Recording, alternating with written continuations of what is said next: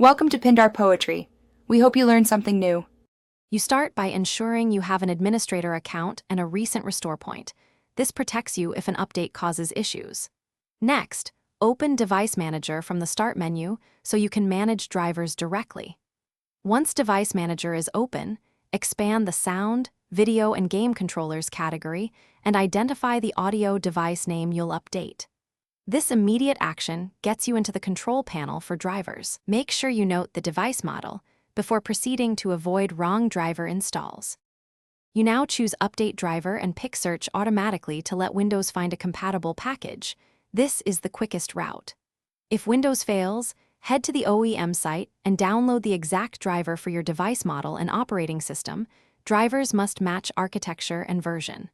Once downloaded, use Browse My Computer to install it.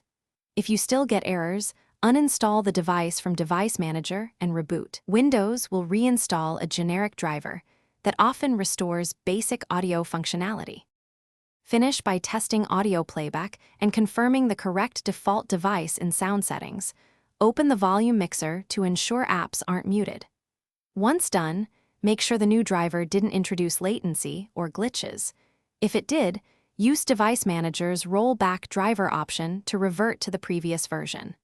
If rollback isn't available and audio breaks, boot into safe mode and perform a system restore to your backup point.